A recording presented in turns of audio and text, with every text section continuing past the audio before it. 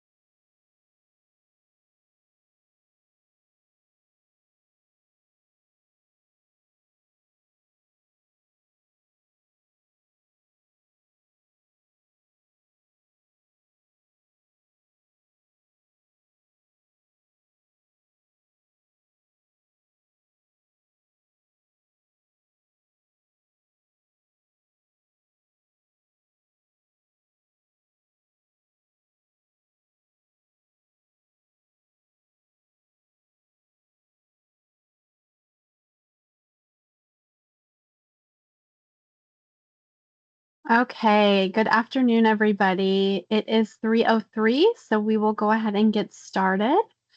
I just want to thank everyone for joining us today. And just introduce myself. My name is Jenna Nelson, and I am incredibly lucky to serve as the Child Care and Early Education Fellow within the Office of North Carolina Governor Josh Stein. And this week we are celebrating because Governor Stein signed into law more than $100 million, a $100 million investment in North Carolina's new budget that takes a huge step toward expanding economic opportunity by raising the child care subsidy reimbursement rates and the 2023 market rates and establishing a new statewide subsidy floor. Governor Stein had called for these investments and more in his proposed budget. These important investments will help childcare providers, especially those of us in rural communities, receive reimbursement rates that are closer to the true cost of providing care. So by strengthening provider revenue, this investment can help programs improve teacher pay, expand workplace benefits, and serve more children and families across North Carolina. Thank you to the many, many partners in childcare and early education, the state agencies, economic development, and the leaders in the General Assembly who worked alongside Governor Stein to make this progress possible. As many of you know, Governor Stein established the Child Care and Early Education Task Force to better understand the challenges facing North Carolina's child care system and to hopefully identify opportunities to strengthen it for children, families, employers, and providers across the state. To help inform that work, the governor's office engaged Afton partners to conduct a statewide childcare diagnostic. So over the past several months, Afton has been incredibly busy gathering and analyzing data, reviewing existing research, and speaking with stakeholders. Many of you on this call spoke with Afton across the state to really develop, a comprehensive picture of the landscape of what's currently happening in childcare. So today's webinar is an opportunity for Afton to share the findings from that diagnostic. This presentation is intended solely to provide information and build a shared understanding of the data and the analysis. I do want to emphasize that today's presentation is for informational purposes only. The diagnostic is one input into the task force's broader work and nothing presented today should be interpreted as an action item, a recommendation under consideration, or indication of any future policy decisions. With that, I would love to turn it over to our partners at Afton. And again, thank you all for being here, and we are so excited to share this information with you today. Thank you so much, Jenna, and good afternoon, everyone. My name is Aressa Coley. I'm a Senior Director at Afton Partners and the project lead for this diagnostic. I'm absolutely honored to be here with all of you today, and it's nice to see so many familiar names in the chat as you all were introducing yourselves, so thank you to all of you who have helped contribute to this process.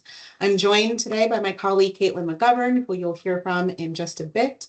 But during our time together today, we will present an overview of the project's findings and review several strategies that we modeled based on our project's findings that we believed to be will go a long way in helping to stabilize North Carolina's child care and early education system if adopted over time through various policy decisions.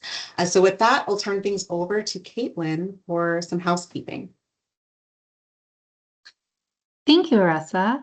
Hi, everyone. Again, I'm Caitlin McGovern, and just echo what Aressa said, I'm really happy to be here and to see so many familiar folks' names in the chat. If you haven't already, please take a minute to introduce yourself in the chat with your name, organization, and role, if you're a provider, a state agency representative, etc. I just want to note for everyone that the webinar is recorded, and we will make the recording and slide deck available after this webinar today. All of you as participants will be muted and off camera for this presentation, but hopefully you can see and hear us at Afton. And there are a few features you'll see. So there's a chat where all of you are putting your names and roles. And then there's also a Q&A feature where you can list any questions you have at any point during the webinar. We have dedicated time at the end of the session to answer as many of those questions as we can. There's also a way to like or vote for other questions you see, and we can use that as a way to try to prioritize those questions with high engagement. So if you go to the next slide, Aressa. This is just what you should see on your screen really briefly. This green circle up at the top is what the Q&A button looks like. And Samantha has put a message there, just again, directing you to put any questions you have there. And then I've also circled along the right what the voting or liking symbol is if you want to vote or like for any other questions that you see. All right, now to get into the actual content of the meeting. So over the next hour and a half, we'll spend a little bit of time going over the diagnostic goals and approach that we used for this work. We'll spend quite a bit of time presenting the analyses we went through and what we found about the current state of childcare in North Carolina. We'll then take a look at 6 of the strategies that we modeled and their estimated impact on the system, as well as additional evidence and information we found about those 6 strategies. And we will end the session with plenty of time for Q&A. Go to the next slide. Just briefly, who we are at Afton Partners. We are a small-ish consulting firm that works nationally across the early childhood and K-12 education spaces. We really work to create the conditions that enable individuals, families, and communities to thrive. We work really collaboratively with our state partners and other clients to transform policies and programs and systems so they are effective and sustainable. We really believe in using community engagement, data analysis, research, and collaborative design to come to our conclusions. And we've worked in over 150 initiatives across 40 states, as well as DC and Puerto Rico. So we're really happy to be here and be presenting our work with you all today. If you go to the next slide, a little bit of overview about our work and our project. You can keep going. So for this diagnostic, we had four related goals in accomplishing this work. So the first was through some data analysis and research to identify the most pressing challenges facing the childcare and early education system and figure out what those root causes are driving those challenges. So we will again present some of that here today. We then really wanted to build on the work of the task force and recommendations from that group and find the strategic levers which would best address those challenges and what are sort of those levers that would make the biggest difference in the state. We then worked to build a case and evidence base for those strategies and then quantitatively and qualitatively assessed them to inform any potential recommendations for future investment. So again, just want to be clear that we looked at these strategies that would be potentially high impact to inform any future decision making and just add additional information to the atmosphere around strategies. All right, if you go to the next slide. The process that we used for identifying our strategies was really iterative and multifaceted. So we started by building on existing research in the field. So we looked at existing reports that have existed, again, the recommendations that came from the Task Force on Childcare and Early Education. And we completed a SWOT analysis to really look at the strengths, weaknesses, opportunities, and threats of the current childcare system. Once we had a long, robust list of strategies, we did an initial assessment of impact and feasibility through stakeholder engagement. So we did some provider focus groups and other interviews with a lot of folks probably on this call today to understand which of these strategies feels feasible and might have the most impact. Once we completed our current state analysis and identified those root causes that were driving childcare challenges in the state, we mapped strategies which responded to those challenges. And at that point, some additional strategies bubbled up, which really addressed the issues that we found. And then finally, we were able to assess the impact and cost of the various strategies, and that helped us additionally sort of prioritize. So a lot of different layers to get to this place that we're presenting today. If you go to the next slide,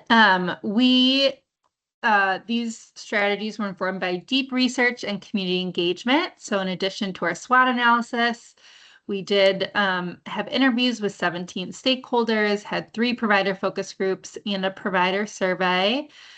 We did an analysis of supply and demand of current supply of childcare in the state, as well as estimated demand for slots. We then looked at a churn and viability analysis. So that's really looking at how providers have opened and closed over the past 7 years, and looking across different provider types to look for any trends there. And then finally, we created a rubric evaluation to compare different strategies across impact and cost. If you go to the next slide, I believe, Aressa, I'm handing it back to you to dive into our current state analysis. Yeah, thank you, Caitlin. So in this next section, we'll begin to unpack key findings from our current state analysis, and then we'll move into a deep dive of our recommended or of our model strategies. So the backdrop of our current state's findings is that North Carolina's childcare and early education system is being plagued by a 2-part problem. On one side, the state is experiencing an access challenge where families can't find or afford care that meets their needs. And then on the other side, the state is experiencing a childcare supply challenge where program closures and workforce shortages are working together to shrink and constrict available licensed slots. We know that there are statewide supply and demand gaps, and that these gaps are deepest and most profound in underserved communities, like in all the state's rural counties. And because these challenges are so interconnected, the full street of strategies elevated through this diagnostic are intended to work together and reinforce each other to address the immediate systemic pressures that support both stabilizing the system and then working collectively to place North Carolina on a path for longer term growth and transformation. So we can take a closer look first at the access challenge.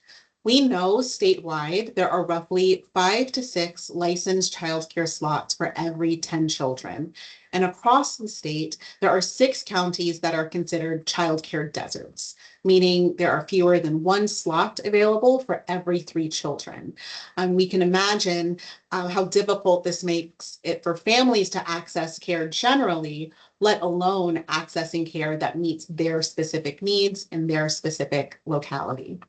We see the sharpest access gaps for the infant and toddler age group, with only 40% of providers across the state currently serving the infant and toddler age group.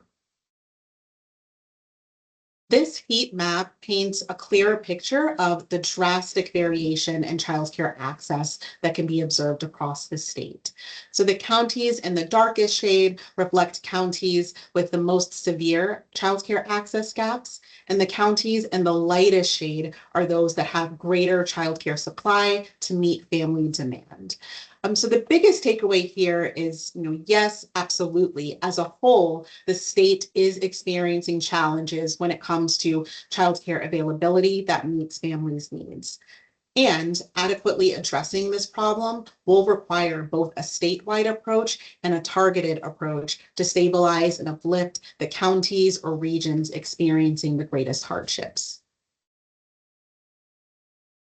From our analysis, which includes feedback gathered directly from families and providers, we know that families are struggling to find care that meets their needs. So when it comes to quantifying how much childcare supply currently exists, there are 2 different ways that we can look at this. The first way that's used most traditionally is to examine childcare licensed capacity. Licensed capacity captures the number of children a provider is legally authorized to serve. And we gather this data directly from the North Carolina Department of Health and Human Services. And so while understanding license capacity is incredibly helpful and necessary, we know that it doesn't capture some of the real world constraints that can limit the number of children a provider is able to serve, such as staffing shortages, facilities limitations, or other operational factors that may require a program to close classrooms or limit the number of children that program is able to serve. To capture some of these real-world limitations, we can also explore another measure called desired or operational capacity. CCRI, CCR&R in the state has generously published a metric called desired capacity, which reflects the number of children a provider can realistically serve given current staffing and operational conditions. And so we can see how these 2 approaches can paint 2 different supply and demand pictures. So based on license capacity alone, the state would need to create an additional 228,000 slots to meet family demand. And based on providers' actual operational or desired capacity, the state would need to create an additional 322,000 slots. And so I will note as well that there are some data limitations involved in both measures. We know that the data available aren't perfect, but we also don't want for the perfect to be the enemy of the good.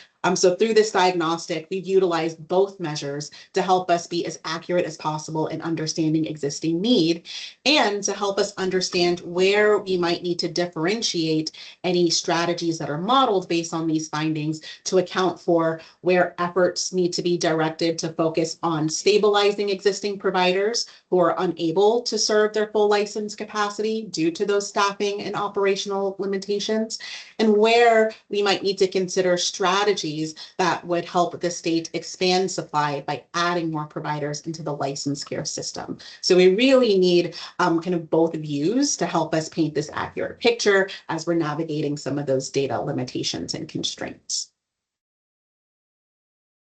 Let's break down operational capacity in a bit more detail. So based on what we learned directly from providers, including through surveys and focus groups, there's an array of reasons why providers may be forced to limit their capacity.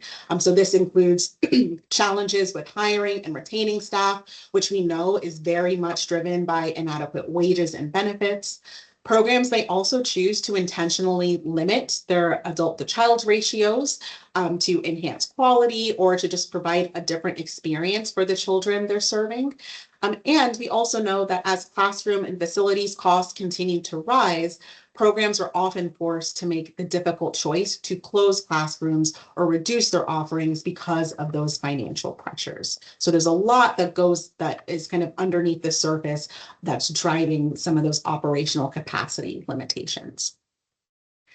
And because everything within the childcare system is connected to everything else, as programs are experiencing financial pressures due to those high operating costs, many are then forced to increase their tuition, which then places a heavier financial burden on families who are seeking care. And we can see how this has played out, particularly in the last couple of years.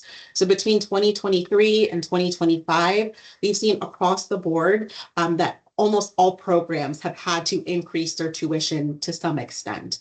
But we see the most significant tuition rate increases among home-based providers, where our 4- and 5-star homes during over the last couple of years have had to increase their tuition to almost 20% just to respond to those increased costs.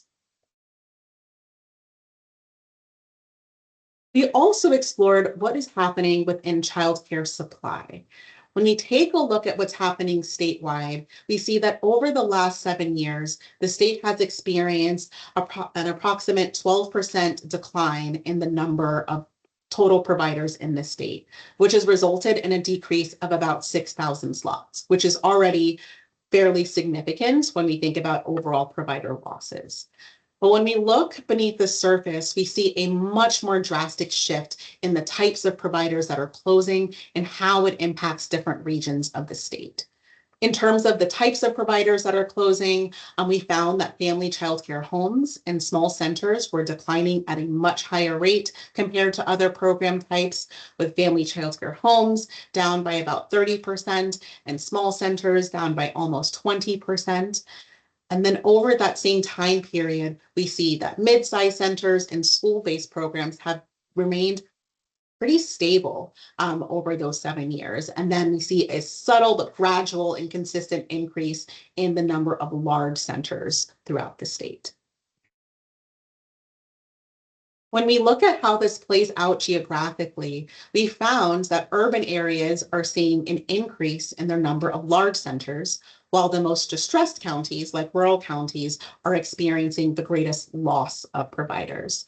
And we can see how this dynamic plays out within different counties. So we'll look at 2 different county examples. We'll first look at a representative urban county, and then we'll look at how this dynamic plays out within a rural county.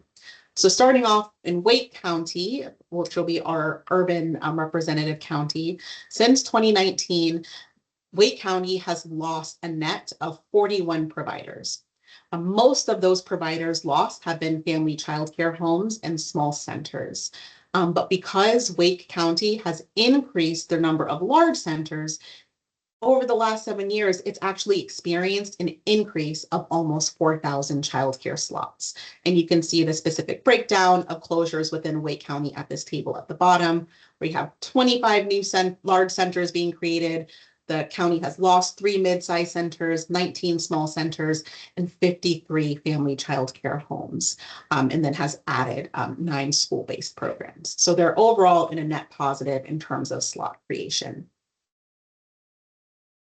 Conversely, if we were to look at a rural county like Transylvania during that same time frame, it's experienced a loss of 3 provider sites.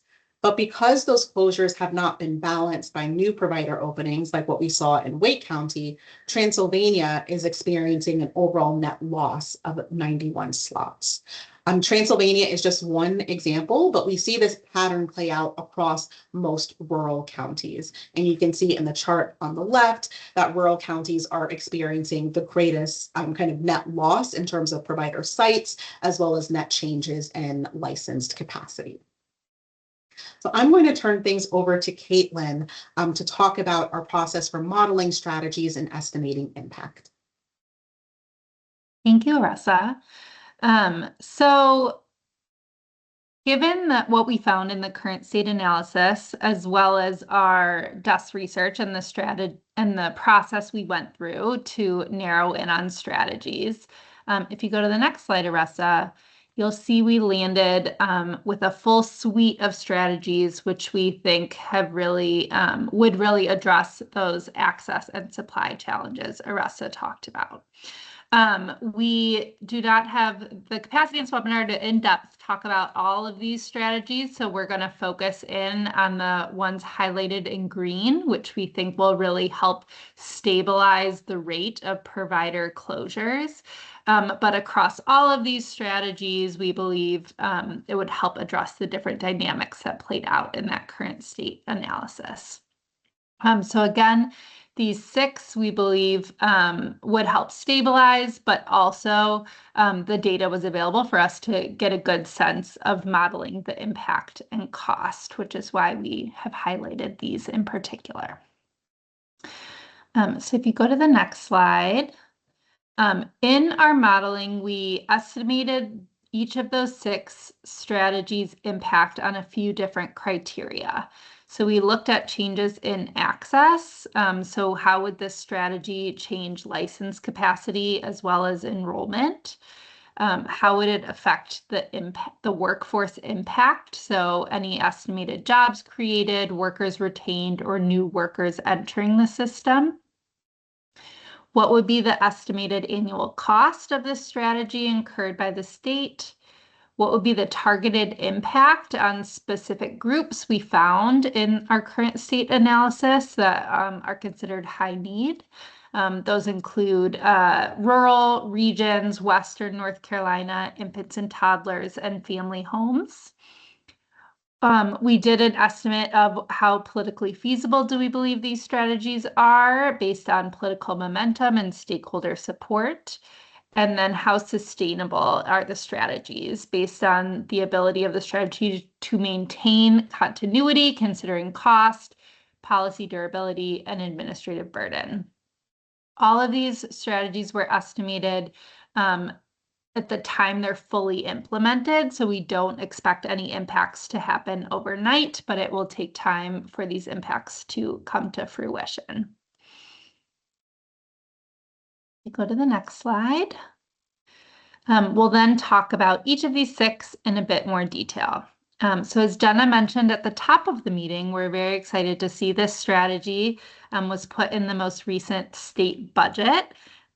So that's great news, and we're excited to be talking about it a little bit more.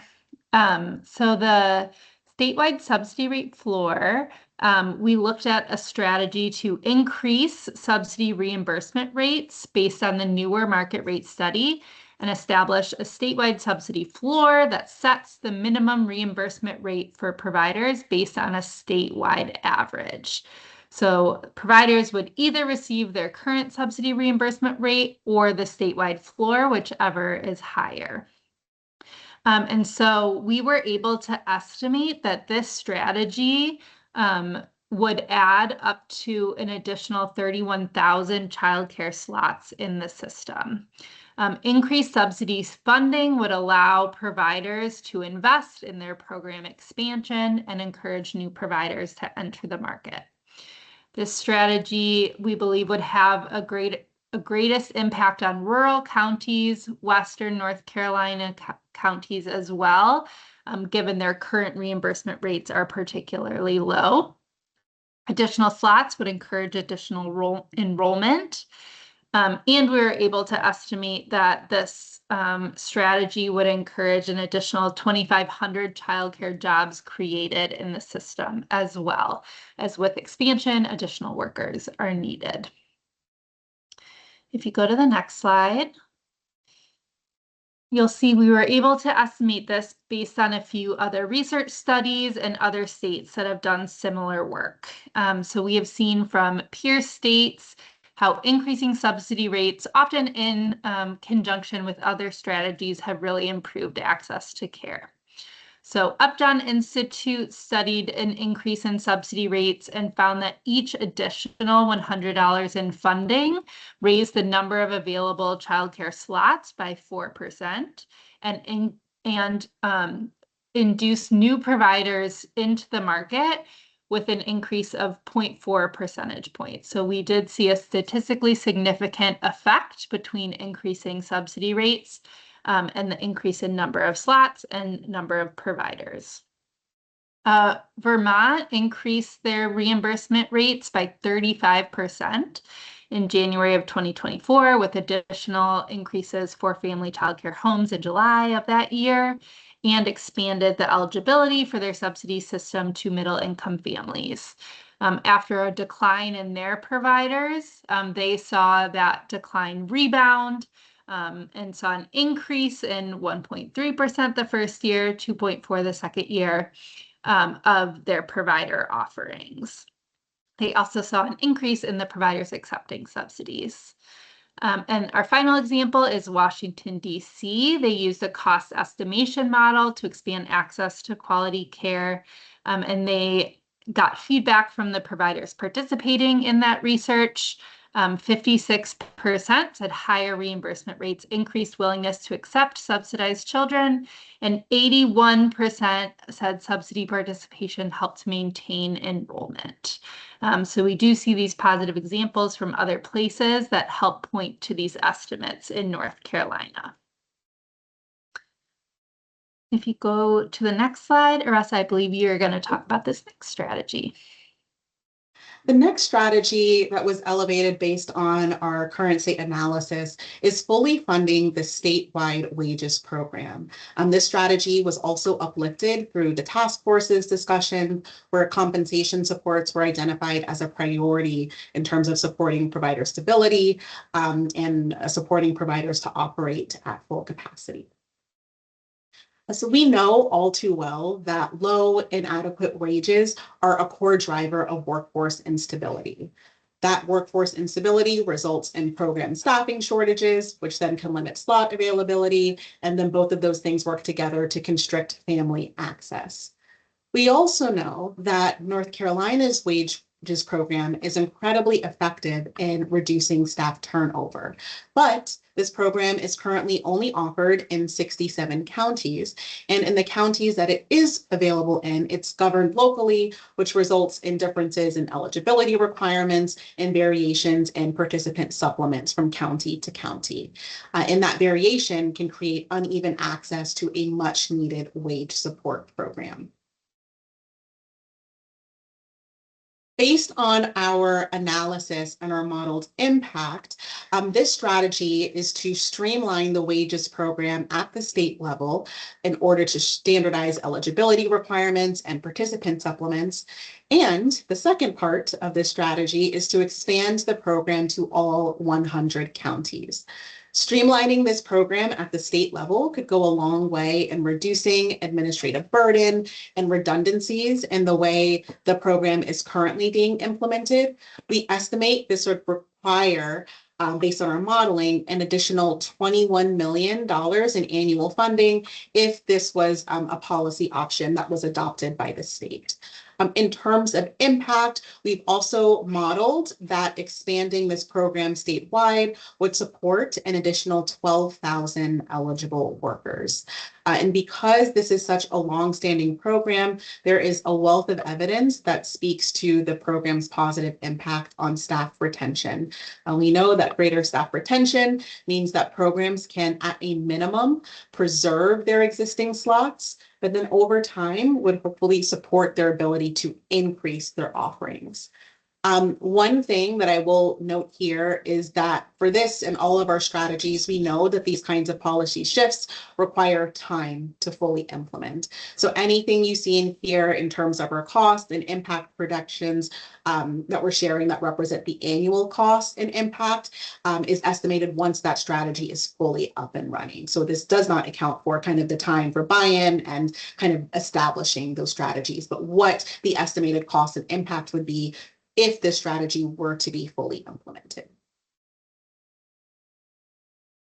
As I mentioned before, there is a wealth of evidence about the program's positive impact on staff retention in North Carolina. From existing data, we know that participating counties experience an average workforce turnover rate of only 13%, which is significantly lower than the state's average workforce turnover rate of 38%. And the program's infrastructure and support mechanisms, which include salary supplements, have resulted in a satisfaction rate of almost 100% among existing participants. We also explored other peer states that have engaged in similar expansion efforts and how this has played out. So in Iowa, their expansion efforts went a long way in creating greater workforce stability, resulting in an average participant retention rate of 86%, which is tremendous for any industry in any state.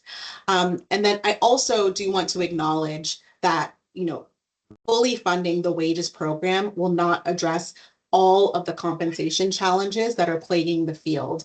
But we've modeled this strategy very much as an intentional first step on the state's journey toward comprehensive compensation supports. Okay, Caitlin, back over to you for the next strategy. All right. So the next strategy we looked at was subsidized childcare for the childcare workforce. Again, this was one of the strategies that was identified by the Task Force on Childcare and Early Education. So we looked more closely at it. And so this strategy, sorry, if you go to the next slide, Aressa. So this strategy, if implemented, would modify North Carolina's child care subsidy program eligibility to allow child care workforce to participate regardless of their income level. So any child care workers would, if they meet eligibility, would be considered part of the child care subsidy program. Those staff would be considered a priority group on the wait list, and so they would move to the top to get access. And a qualifying childcare employee would be someone employed by a legally operating childcare program and working at least 20 hours per week. This strategy design was modeled after how Kentucky implemented their strategy and saw positive results. So the subsidy would be paid to cover the cost of the employee's children enrolling in the program. And we estimated that this strategy would cost the state approximately $77 million per year. We estimated the impact would be increasing the access to childcare subsidies for an additional almost 3,000 childcare workers.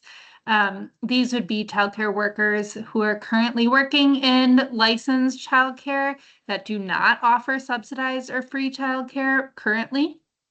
And then it would also expand eligibility to those who are not previously eligible for the subsidy, but now would be as childcare workers. We would expect to see an increase in childcare worker recruitment and retention with this benefit by expecting more childcare workers to be motivated to stay in the field or enter the field. And then we also expect to see an increase in provider stability, especially for those providers who are currently already offering free or discounted childcare. That burden would now be passed on to the state if this strategy moved forward. We also anticipate an estimated indirect impact of some providers being able to open additional slots as there's now additional investment into their program, additional workers recruited that they could serve more children. If you go to the next slide.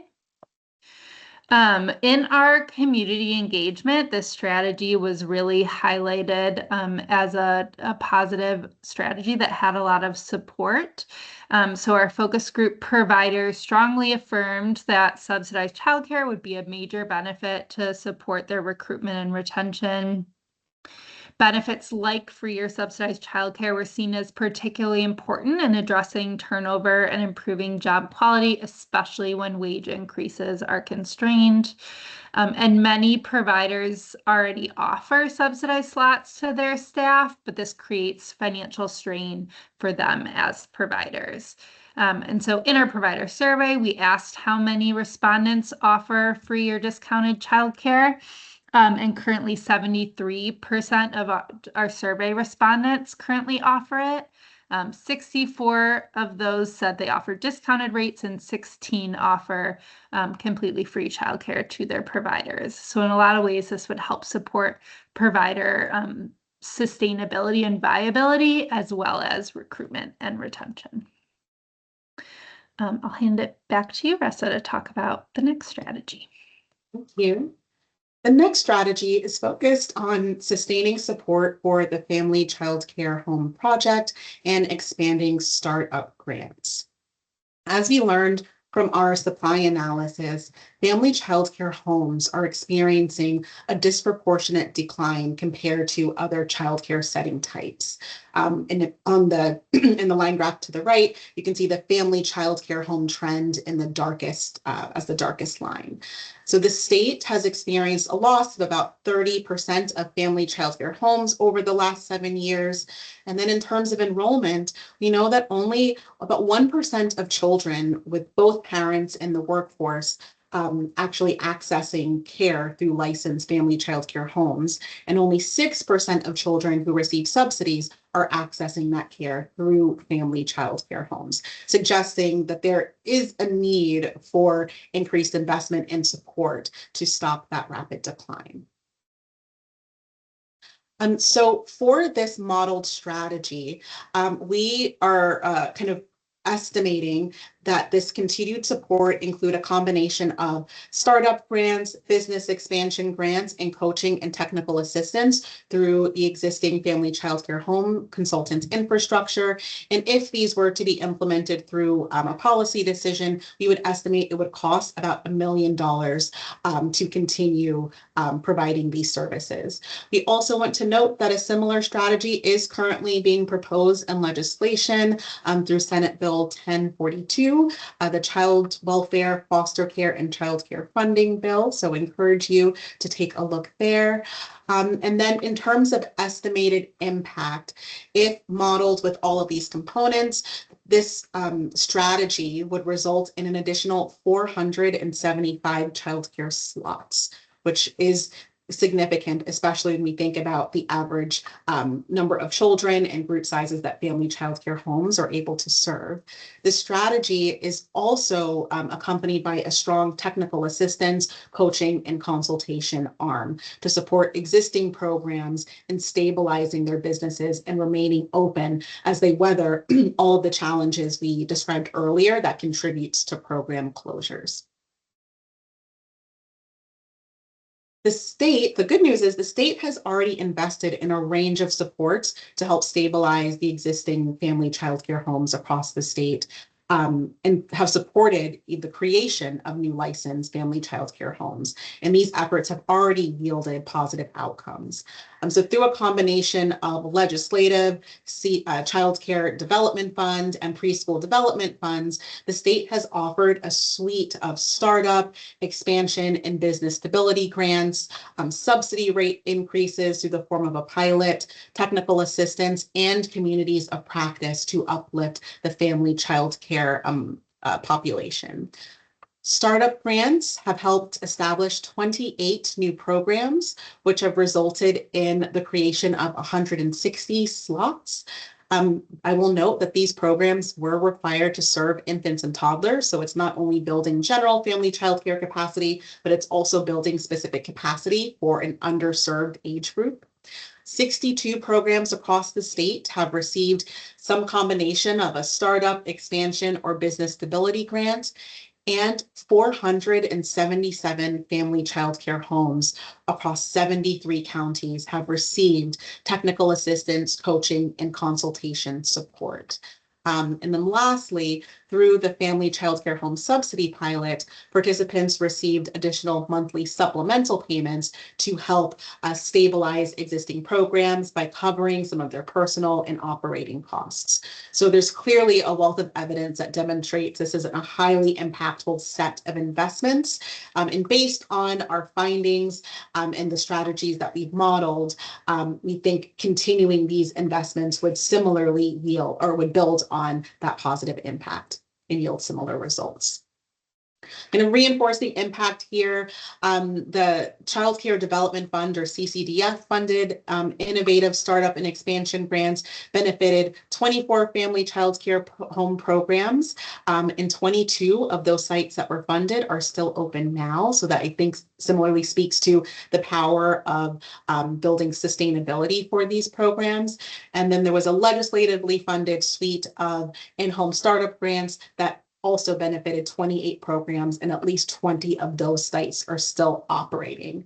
And so our kind of based on our findings, this strategy really promotes continuing those investments in startup grants and the full suite of technical assistance, coaching, and consultation to support family child care homes. Okay. The next strategy we looked at, which would also help support family childcare homes in particular, which again is the group that we saw the greatest closures in our churn and viability analysis, would be implementing less restrictive zoning for childcare providers. So if you go to the next slide, Aressa. We learned from our research that current zoning practices are a known barrier for family childcare home startup. And multiple states across the country have already eased restrictions on zoning to create more family childcare friendly environments. So the Duke Sanford Center for Child and Family Policy has done quite a bit of research on this topic. And they found that local zoning requirements and ordinances limit the capacity and require additional permits or building safety requirements, which vary by county. These requirements are not aligned and are often more restrictive than what is allowed by licensing.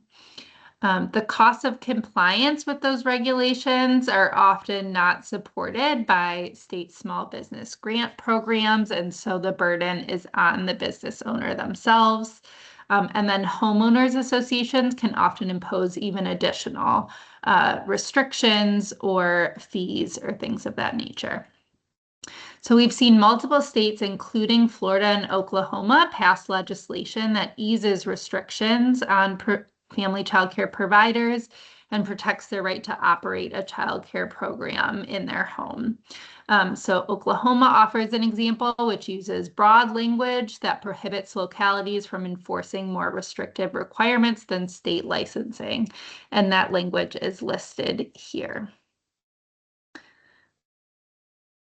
If you go to the next slide, we were able to model the impact of similar language was applied in North Carolina, which would prohibit localities from enforcing more restrictive zoning practices than state licensing requirements. There is currently a proposed legislation, Senate Bill 1051, called Don't Zone Out Childcare, which similarly protects the right of homeowners and tenants to operate family childcare homes free of restrictions. And so we estimate that this strategy of less restrictive zoning would have no cost to the state, though it may impact local revenue from regions who receive the fees and things from permits and additional restrictions. So we were able to estimate that a strategy like this would add an additional 1,500 childcare slots, all in family childcare homes.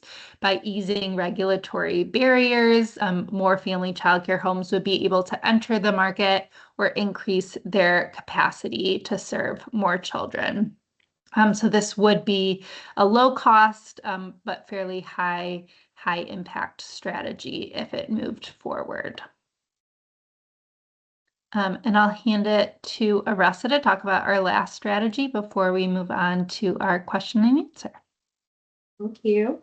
So our final strategy is to increase investments in NC Pre-K.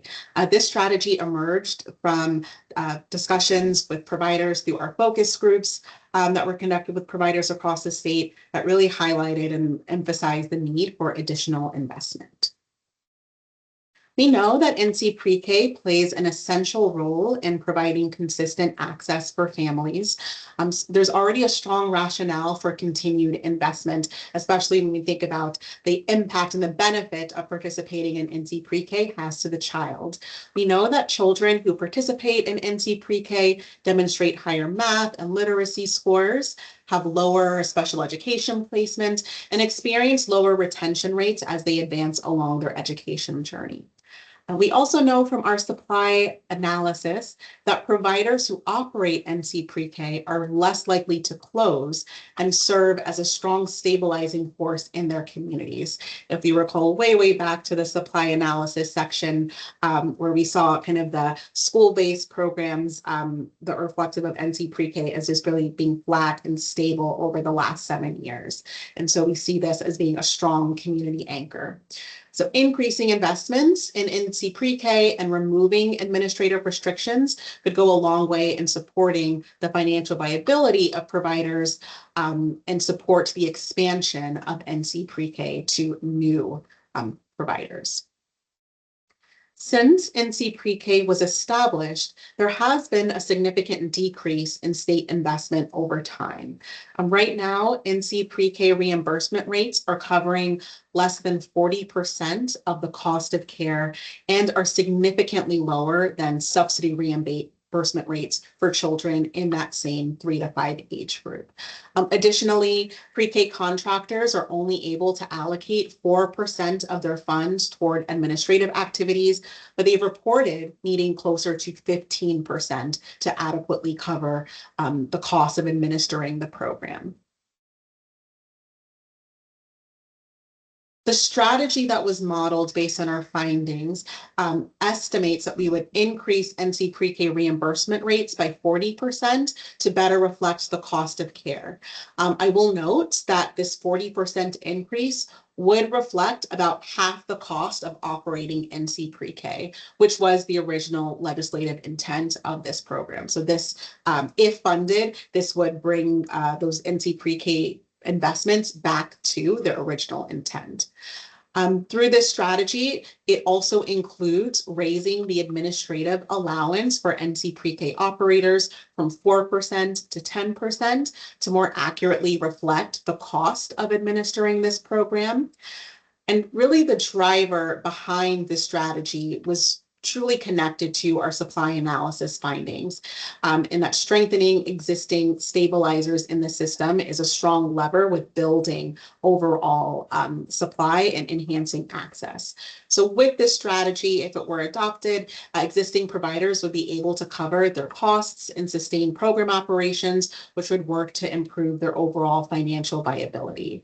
We would also anticipate fewer providers opting out of offering NC Pre-K due to the low reimbursement rates and high administrative costs, and see this as being a lever and a foundation for the state to build on over time to support creating additional slots.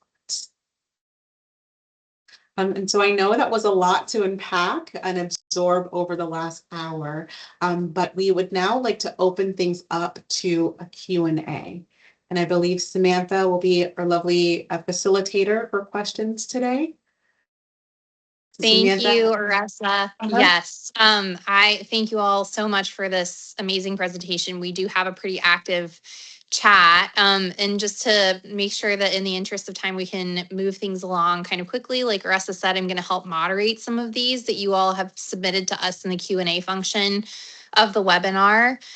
We have a couple of more technical corrections from an attendee named Gary, and I can read these out to those of you on the Afton team. I think these are probably more related to the way that we developed the study or the Afton conducted the research.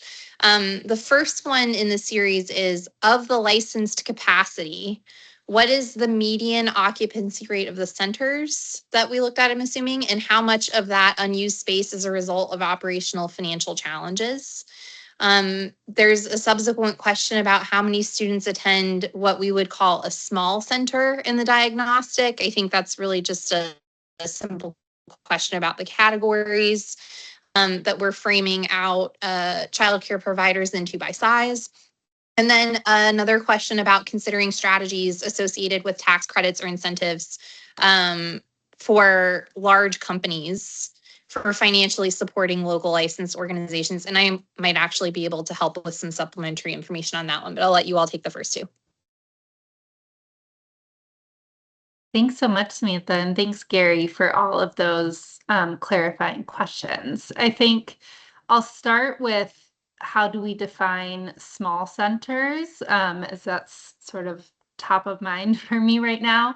In our analysis, we were able to look at providers, and a list that we got from DHHS in our data, and we were able to divide them into 3 sections. So small centers, medium centers, and large centers were about equal number of providers. And that turned out to small centers being those centers that had 54 or fewer slots. Medium centers were those that were between 55 and 120 slots. And we defined large centers as more than 120 slots. Just to be clear, that was definitions we used in our analysis. It's no like official state definition or anything like that. We just wanted to look at different impacts of those different sized centers. I'll also speak a little bit to the median occupancy question. We were unable to look at specific provider data, so we don't have a good sense of all the specific providers and what their enrollment versus capacity is. But we were able to look at county by county data and then statewide data to see that there is really that gap between licensed capacity and operational capacity. And then through our provider survey, we were able to gather that most providers that responded to our survey do not serve their full license capacity, and they were able to list the top reasons why, the number one definitely being staff shortages. So those were some of the pieces of information we were able to gather from both our review of the DHHS data as well as our community engagement efforts. Samantha, you might have to remind me of some of the other ones. Sure.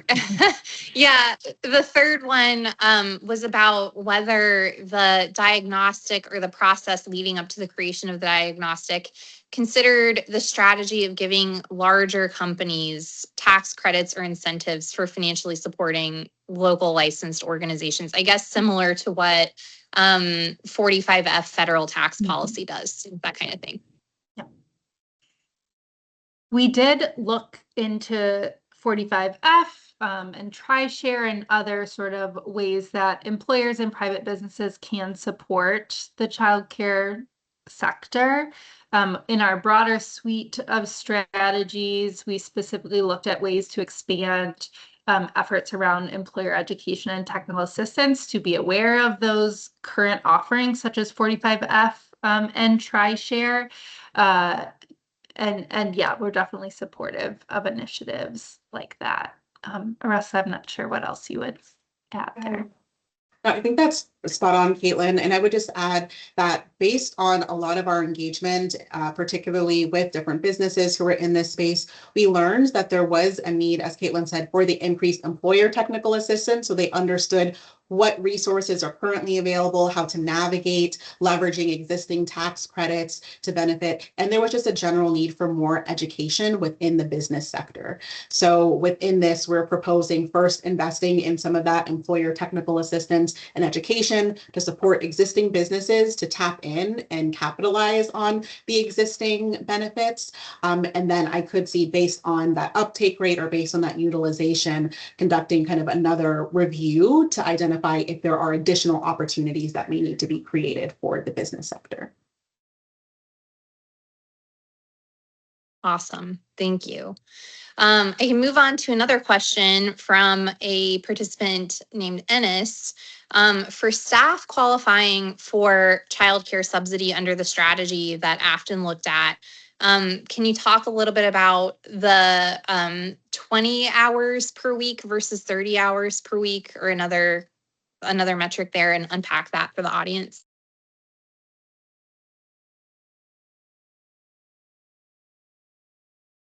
Yes, I think that we modeled that after Kentucky's eligibility, which they used 20 hours per week. And that was presented to the Task Force on Childcare and Early Education with some positive impacts that they've seen in Kentucky. And so we just applied a similar model to what would happen in North Carolina based on the success from one of the neighboring states. Awesome. Thank you. Teresa, who is a wonderful task force member and also a child care and early education organization leader in North Carolina, asks whether Afton's thoughts around the wages statewide expansion would include teachers that work with the school age population as well, or not. Mm-hmm. So the way we currently modeled it would be applying the current eligibility to the additional counties that are not participating in the program. We did note, I believe on the slide, that there could be additional decisions made about expanding eligibility. I saw another comment about potentially increasing income requirements, things like that, which we believe would even amplify the effects of this program. But as it was currently modeled, it would be existing eligibility just applied to the additional counties. So we already saw benefits in workers retained and recruited from that. And so we only expect that to grow if some of those eligibility requirements are expanded. Awesome. Thank you. Another wonderful task force member, Amy Cubbage, who leads the North Carolina Partnership for Children, was talking a little bit in the Q&A section about while we very much appreciate how important it is for childcare and early education teachers and staff to have access to benefits like childcare themselves for their own young children, she was curious about how we could also uplift possible benefits that don't only affect childcare staff and teachers who are parents of young children themselves. So things like making sure that childcare and early education staff and teachers have access to affordable or employer subsidized or state subsidized health insurance, for example. Can we talk a little bit about what that looked like in y'all's Afton work? Yes, happy to kick things off. And then Caitlin, please add to it. So I appreciate this question because we did explore what it would take to either offer healthcare benefits directly to providers, support them in leveraging existing kind of group health insurances, what it would look like if there was some type of state option. And just based on our findings, the most pressing need was first around wages support. So it was not in any way leaving healthcare off the table, but when we were engaging with providers, wages was first and foremost, very quickly followed by healthcare benefits.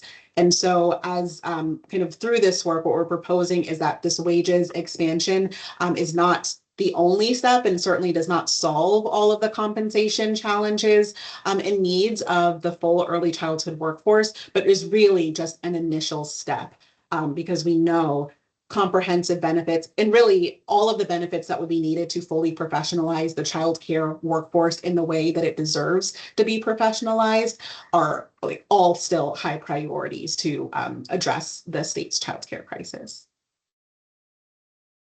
Hey, Caitlin, is there anything else you would add? Awesome. Okay, great.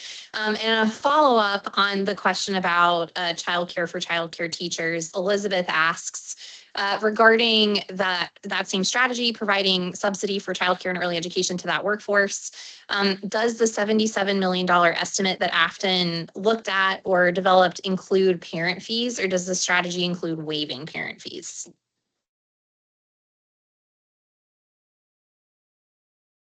That is a good question that I cannot remember off of the top of my head, unfortunately. I'm sorry, I will have to get back to you on that.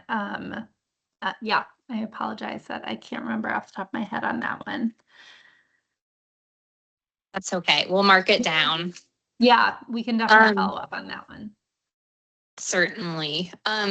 Grant asks, has there been research on increasing income limitations for basically eligibility related to childcare subsidy? He says a nuclear family of 4 with a household income of $80,000 a year can't afford childcare for 2 children out of pocket, but they're obviously well above the state's income eligibility criteria for accessing the subsidy program. Did that come into Afton's research at all? And can you talk about how?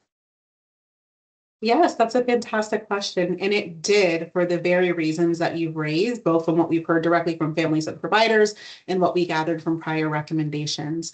One of the strategies that are a part of the full suite of 17 that we didn't cover in detail today because it wasn't one of our model strategies was actually kind of modeled off of Ohio's voucher system, where they essentially expanded eligibility for families who fell in between the existing subsidy eligibility requirements, but still did not make enough money to afford childcare on their own. So based on our findings, this was one of the strategies that we've proposed to help speak to that family affordability piece, because we know that is a critical gap between existing subsidy eligibility requirements up to what families can actually afford given increases in tuition.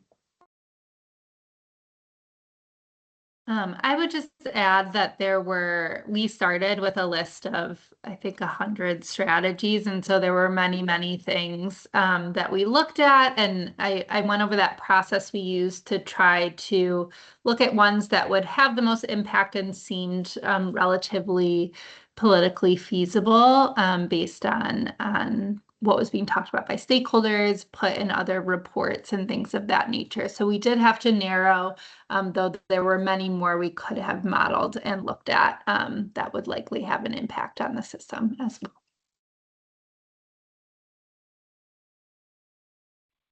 Wonderful.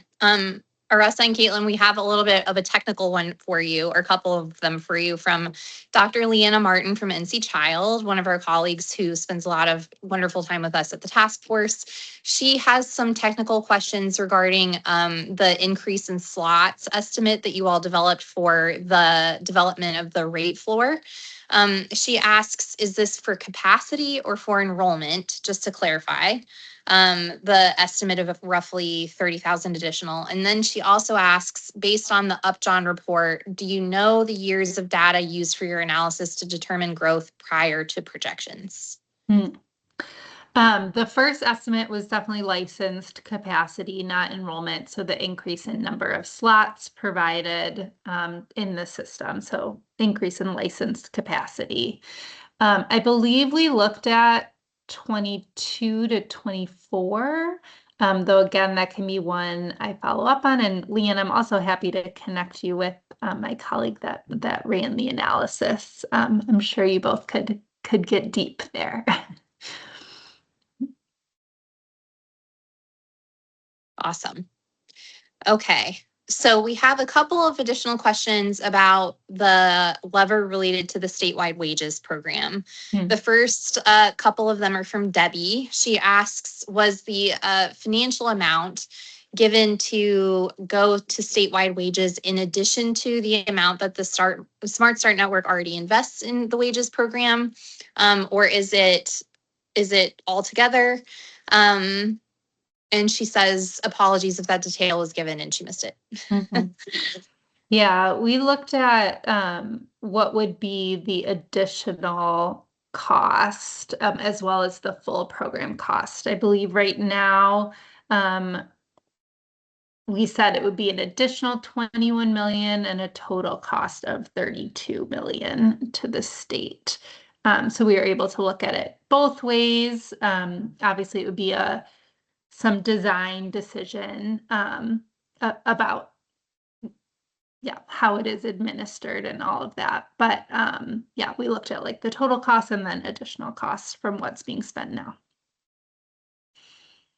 Wonderful. Thank you. The next one is from my colleague Sonia, who leads a Smart Start partnership out here in Western North Carolina. She mentions that one of the benefits noted about the statewide wages program in Afton's research is that it would find savings by administration and waitlist management being statewide. She asks how Afton finds that different than the way wages is already administered, because it sounds like it's funded locally in some communities, but all management is handled at the state level. So could you unpack that a little bit? Sure. I will also emphasize that we are agnostic on how it is administered and run. We just looked at if everyone was eligible for the program, kind of what would that look like. But what we did hear from our community engagement and talking to providers is that experience with eligibility for the wages program really differs county by county. And so in some regions, providers were receiving the wages supplement. In some counties, there was a wait list. So even if folks were eligible, they were unable to receive it. And in some counties, frontline staff were eligible, but directors were not, whereas in other counties, directors were eligible. And so that was one of the things we looked at. If the wait list and other things were managed statewide and folks had equitable access to the benefit. Russell, would Awesome. you add anything there? Yeah, sorry.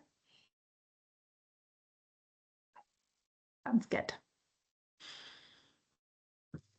Ken Melton asks whether we know whether the current statewide wages program or strategy or existing wages state program or strategy that would expand the program to all 100 counties gets early childhood educators to competitive wage across the state in different markets. Do we have a sense of that?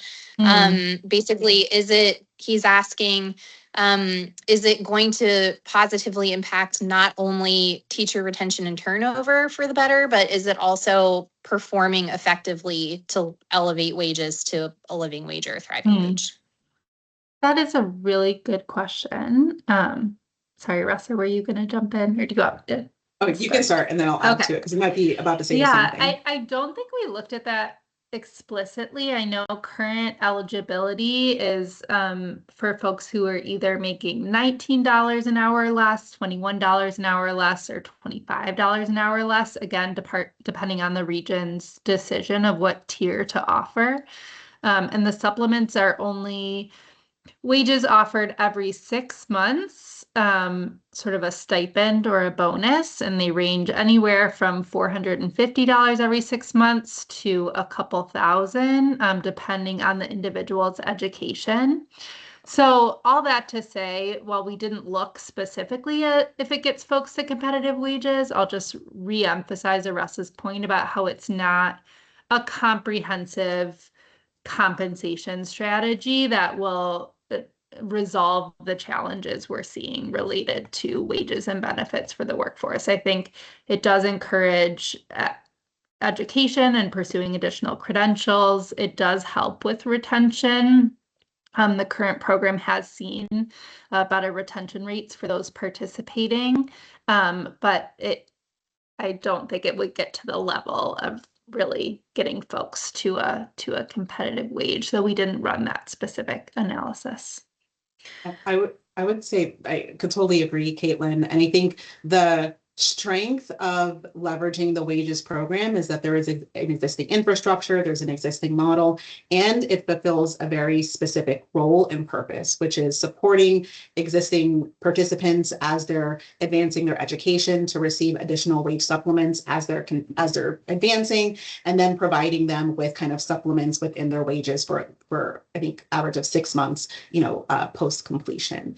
The challenge then is, and I think this might be a little bit about what your question is going to, is then what happens after, and how does this actually support that individual in sustaining those wages over time? And so kind of reiterate, I think something that Caitlin framed toward the beginning as she was providing an overview of these strategies is that these are intended, if implemented, to work together as a suite of policies. And so this wages expansion piece would not comprehensively solve the compensation issue and would need to be balanced in supporting providers to increase their revenue, stabilize their revenue so that they're able to make those ongoing investments in staff compensation. So definitely not a strategy that would need to operate in isolation. All of these really require kind of a comprehensive and aligned way of thinking about how best to support the childcare workforce. Thank you so much. We've got things kind of slowing to a trickle in the Q&A, so we'll handle a couple of more before we wrap up. Alexandra asks, Walter Gilliam surveyed childcare providers leaving the field, and high on the list was not having support for challenging behaviors in the classroom. So did the Afton research look at that and any ways to kind of ameliorate challenging behaviors or support, deliver student behavior support to childcare teachers for workforce retention? It is an issue that we heard about in our provider engagement, and even in our provider survey, it probably showed up a little differently as burnout was rather high on the list, which I would assume is connected to challenging behaviors. I think, unfortunately, I don't think any of our strategies directly address that, but I do think we believe that if the workforce is better supported, compensated, trained, and providers are more financially viable, they'll be able to have the staff and the training and the resources to address challenging behaviors. But Aressa, I feel like you know a bit more about this if you want to add anything. Appreciate you raising this. Tremendous fan of Dr. Gilliam's work. This similarly came up as we were doing our full review of all prior previously elevated recommendations and strategies that went into our initial list of 100 plus. And just based off of what we were hearing from the fields, or we really went through a process of tagging what we heard, how often, to help identify which kind of strategies that spoke to existing need rose to the top. And this the specific quality supports or reports for professionals supporting children with challenging behaviors just did not rise to the top of those top priorities. But it is still very much a need, as you've raised. This did come up in our focus groups, both in terms of needing support mechanisms for existing providers. And we do have a strategy that we didn't unpack as deeply today, which is focused on early childhood academies and thinking about ways to really contribute to that ongoing professional development and technical assistance around these needs. But we also heard it coming up from providers in the form of it also being a result of this constant revolving door in terms of staff recruitment and retention, where it was just really difficult for program directors to effectively train their existing staff, or by the time they train their existing staff, they're out the door and then they need to start all over again in order to adequately support children having challenging behaviors. So the priority was kind of set on what is needed most immediately to address staff retention and recruitment, so that these programs' investments toward quality supports that help them best serve the children in their care can actually be realized. But it was just not prioritized in the final set of strategies.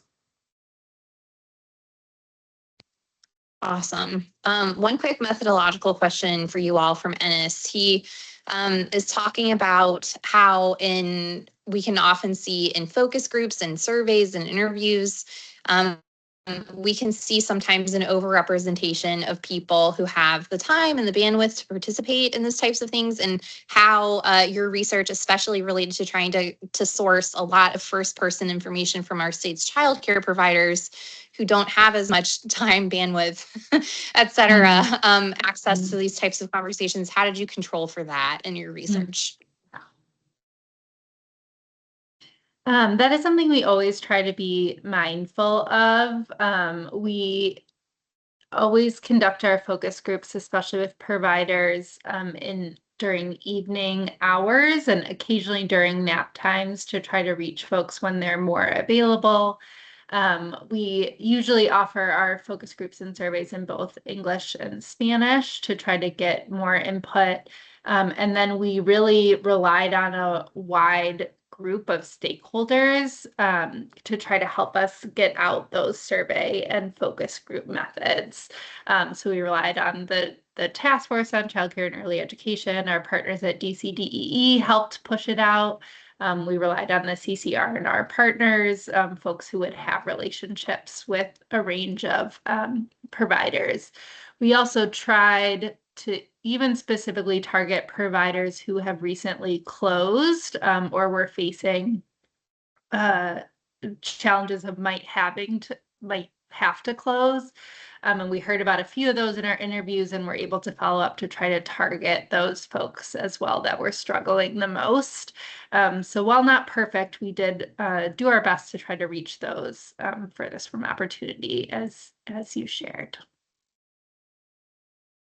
Russ, anything you'd add there?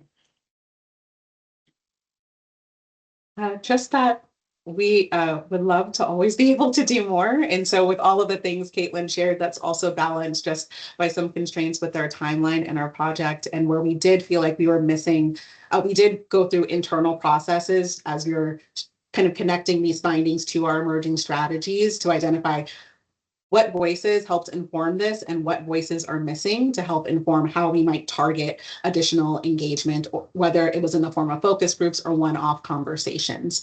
But there's always more folks that we wish we could have engaged, but we tried to be as intentional as possible with the timing we had.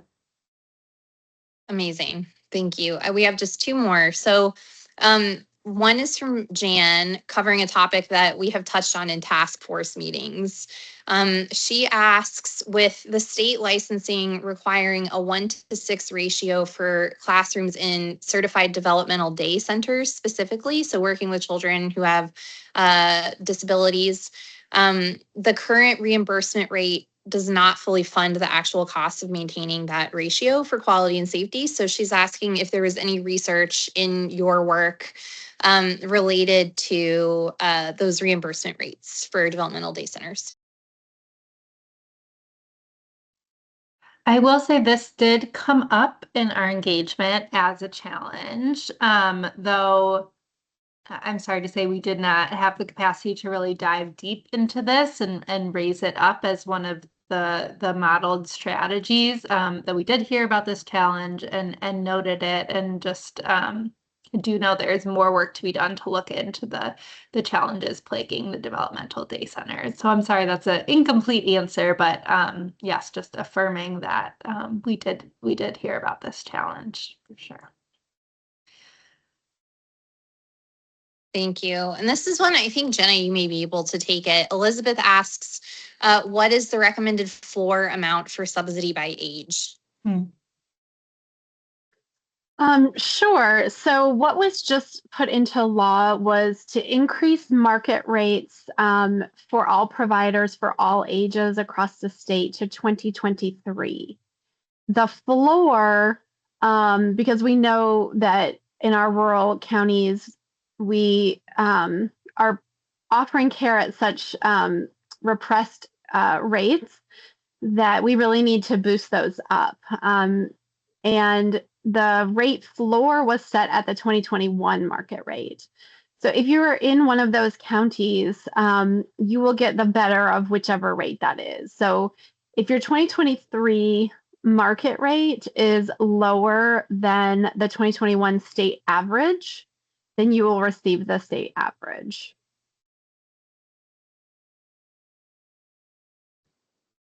Thank you all. I think that rounds out our questions in the Q&A about your really expansive and comprehensive research, Afton team. So thank you all so much for answering and for presenting your findings today. Thank you, Samantha, for making it through all of those questions. I appreciate you going through all of those. And sorry, Russa, go ahead. Oh, no, you're fine. Thank you so much, Samantha. I'm very impressed by your ability to sort through those, combine and connect those questions. And thank you all for posing these questions to us. Jenna, do you want to say anything to close us out today?